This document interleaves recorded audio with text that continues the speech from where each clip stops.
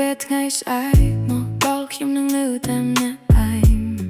មានអារម្មណ៍ភ័យខ្លាចចំពោះអ្វីដែលខ្ញុំមិនទាន់ស្គាល់នៅពេលថ្ងៃស្អែកមកដល់ថ្ងៃស្អែកមកដល់ថ្ងៃស្អែ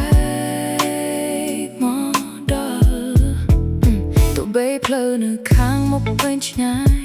ក៏ដោយខ្ញុំនៅតែងើយមើលទៅលើមេឃក្នុងភាពងងឹតខ្ញុំបានរកឃើញក្តីសង្ឃឹមដែលបាត់បង់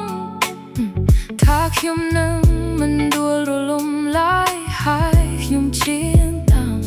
ខ្ញុំច្រៀងតាមហើយខ្ញុំច្រៀងតាមខ្ញុំមានគ្រប់យ៉ាងតែខ្ញុំត្រូវការនៅពេលដែលមានអ្នកនឹងខ្ញុំក្រឡេកមើលជុំវិញ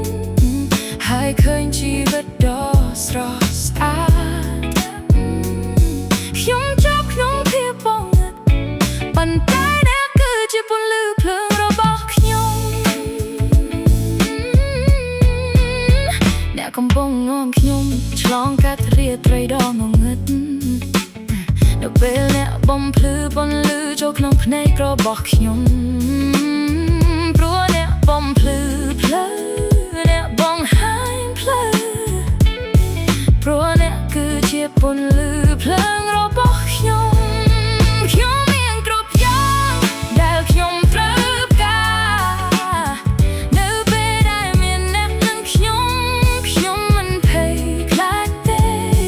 ទោះភ្លៀងនៅតែបន្តធ្លាក់អ្នកគឺជាពន្លឺភ្លើងរបស់ខ្ញុំអ្នកគឺជាពន្លឺភ្លើងរបស់ខ្ញុំសមោលវែងនៅក្រោមទំពូលភ្នំអ្នកបំភ្លឺភ្លើអ្នកបំភ្លឺភ្លើខ្ញុំក្រឡេកមើលជុំវិញហើយឃើញជីវិតដ៏ស្រស់ស្អាតខ្ញុំមិនអាចปฏิเสธបានទេថាវាជាជីវិតដ៏អស្ចារ្យ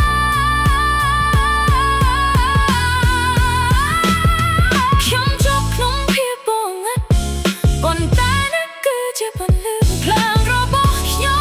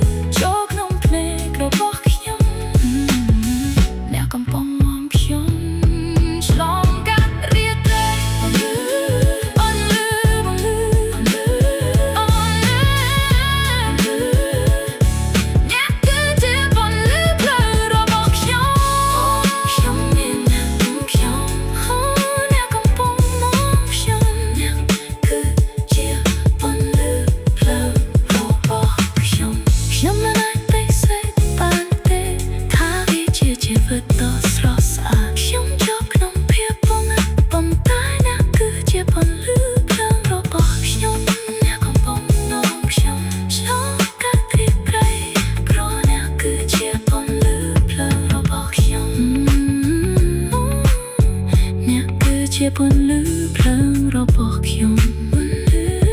អ្នកគឺជាពន្លឺភ្លើងរបស់ខ្ញុំ